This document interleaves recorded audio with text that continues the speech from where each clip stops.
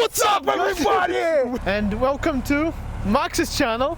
So in today's video we are going to be talking to Max. He's going to tell us his success story as a new immigrant in Canada.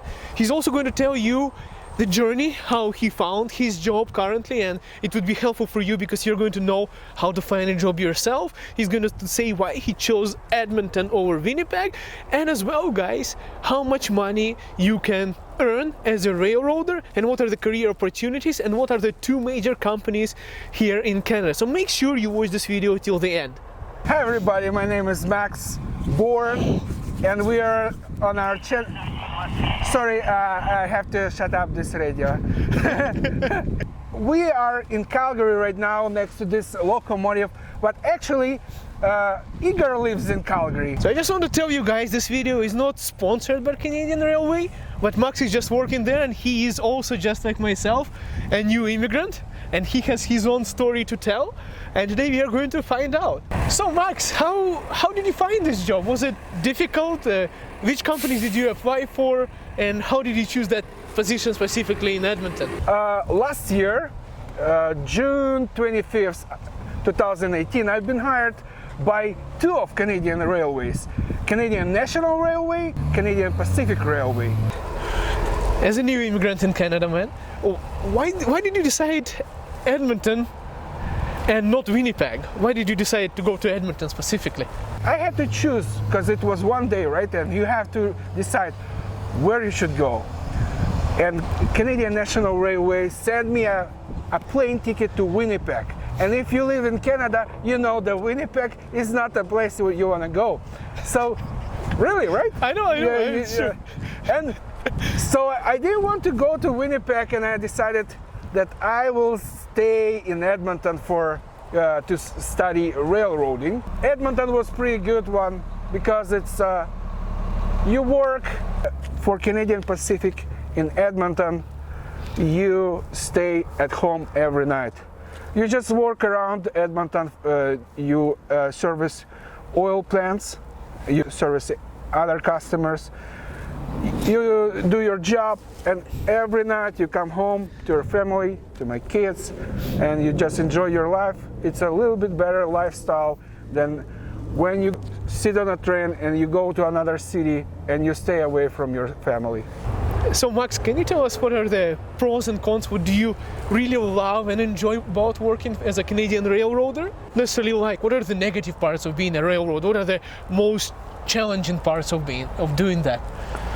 So as you probably know already, the conductors at railroad and engineers make pretty good salary. It usually starts from $80,000 a year, and it goes up to $200,000 a year, which is pretty good money, right?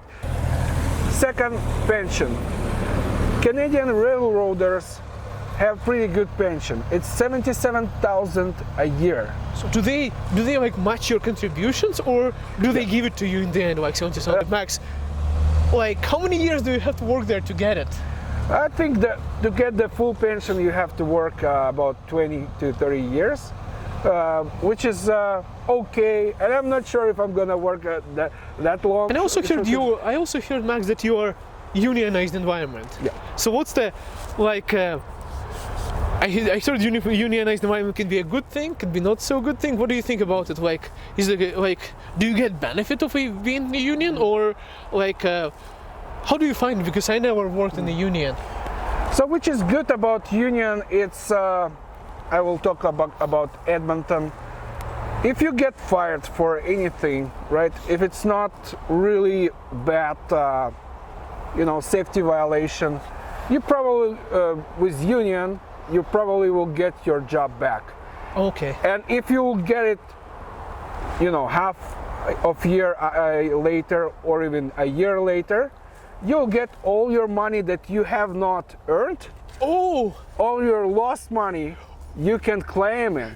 Oh my God, that's so awesome. And if you have there is another thing. If you have a work insurance, yeah. So when you're fired, the work insurance pays you money. Oh yeah. And then employment insurance, yeah? Yeah, no, it's a work insurance. Oh, it's a special, for the railroaders. you get $250 a day when you're fired, when you're off the job. Yeah. They start paying you the next day. So you're getting $250 a day, and when you're fired, when you union have your job back, you, like, for example, you haven't worked for a year. Yeah. You get the whole salary for a year. Plus the... So you, even if you have not worked, you have double salary. Profit. Guys, I'm going to use him as my reference now, because very soon I'm going to go and apply for that job too. So Max, I know that it sounds like it's an awesome job and everything, but obviously you have to wear your balaclava in the head and stay warm like that. What are the challenges of this work? What is the most difficult part of it? And because to every positive thing there is something that can be challenging, because it's obviously there is no like a perfect job where you get all the benefits and you don't get to work. You still have to do lots of work, and that's probably also physically demanding. Yeah. Tell me which main challenges do you have? So the main challenges and the cons of this job, actually, right, it's pretty physically demanding. You have to be able, sometimes you have to lift some heavy items, but not all the time, but you have to climb the cars, you have to ride the cars in any weather condition. So it's like, feels like -20 right now. Yeah. And when you ride in the car, it feels like -40 because and it's all the it's wind. Yeah, because of the wind, and it's really cold. You have to work when it's rain, when it's hot, any weather condition. If you like to be outside, it's okay, and if you're wearing the good gear, it's okay. But still, it can be very challenging. So the second thing is the schedule. Working for the railroad, which is working 24/7, you have to be sometimes on call 24/7. You cannot plan your schedule when you off, when you on. So sometimes they call you night, they call you day. You have only 2-hour window to be at your work. Oh my God! So they can call you like in the middle of the night. Yeah. So basically, with this kind of schedule, when you're on call, you cannot really like put serious plans. For example, if you're on call and you're planning to do some activities with your family, at any time you have to be like and go to work. They call you. So for example, you go to a party, a birthday party, and you have to go with 2 cars. Your wife and your kids go in one car, and you with your gear, you go in another car. And if you've been called, you say everybody goodbye and you go and work.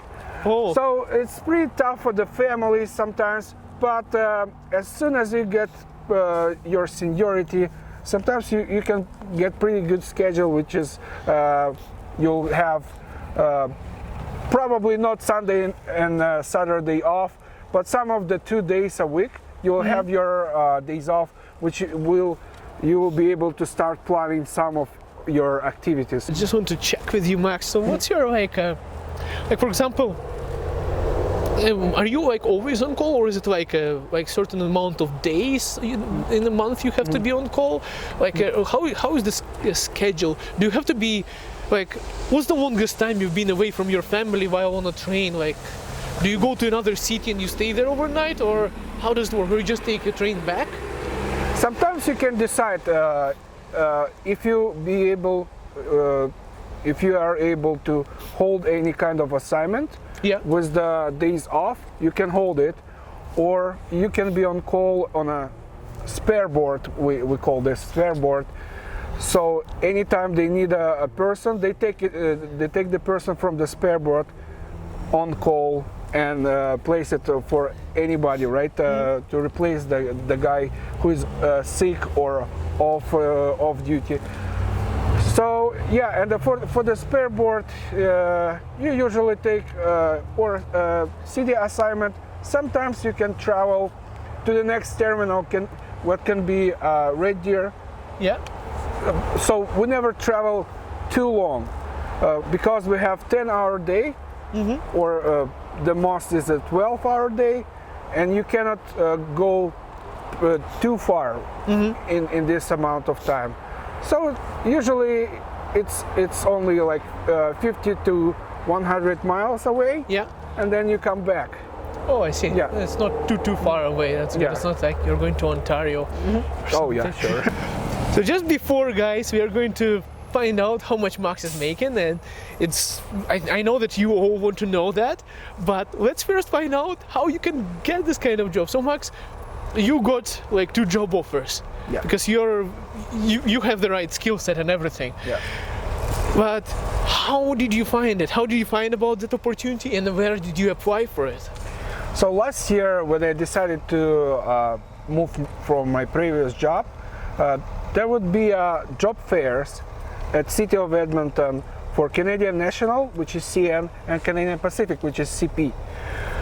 And I attended both of these job fairs and sent a resume. So I will give you a couple tips how you should write your resume to get this kind of jobs.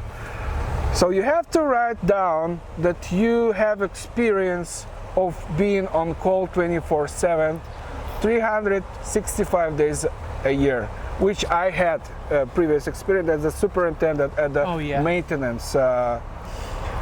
And another tip is that you have been working with any heavy equipment that can be, trucks or any other equipment. So first is you're okay to be on call 24/7. Second, and it's working around heavy equipment, that you are not afraid of this big machinery, right? And the third tip is that you're okay to work in any weather condition, whether it's cold or hot or rain. So if you're okay with all these 3 demands of this job, and you have any kind of experience, you can put it in your resume, write it down, and you probably will be accepted by any of these railway companies. Max, my question is for you. Yeah. What can you expect making for a railway? Because I heard very good pension and good money, and is there like a special training to increase how much money you're making? Like, how much money can you make? What's the like a starting point for the railway? And I mean, how high can you go in your career? So when I first started, I worked about half of a year. So first 4 months, which is the training, you get not a lot of money. So the first year I made about $60,000. And the second year I could make about $70,000, which is pretty good amount, but it's still, you always want a little bit more. Yeah, a little bit more, yeah. Some of the conductors and most of the conductors experience, like with the 3-year service, they make around $100,000 a year. And if you work more and you work at this spare board, which are on call, you get a little bit more money. And if you called every day or 6 days a week, for example, you get up to 150 to 200,000 a year. And another thing to be promoted is when you have like 2 or 3 years of service, up to 5 years, you can be promoted to start your training as the engineer. Oh. And when you're engineer, you're driving the train, you're actually always inside, and so the weather is good for you, Yeah. and the money is better. Average salary of the engineer is $140,000 a year, which is right. Here is the knuckle. Oh, this in the middle, yeah? Yeah, in the middle. It's the thing that connects the locomotive with the cars, railway cars, and the hoses. So conductor is the man or lady who has to connect the cars with the locomotive, connect the hoses, and do the switching, do the documentation, and the engineer, the guy who actually drives the train. Oh, I see. So you have to connect every single Yeah. like every single cart you have to go and manually connect? Yeah. Oh, that's a lot of work, man. Yeah, it's a lot of work. Here, like the everything about railroad, and we have a challenge for him because he wants to start his railroading career. But to start, you have to You have to pass the test, yeah? pass the test that I have for you. So first, you have to get the gear. Gear? Yeah. Okay. Okay. Yeah, this radio. Okay. And this west. So okay, so this is how you get hired to become a railroader, man. I'm ready. So I'm This kind of money, retirement savings, man. Okay. I'm ready. So So you have to open the knuckle. so they removed the pin, yeah? No, no. Here's the pin, There's the pin. and it's all painted over. Oh. So, sorry, you won't be a railroader of the year.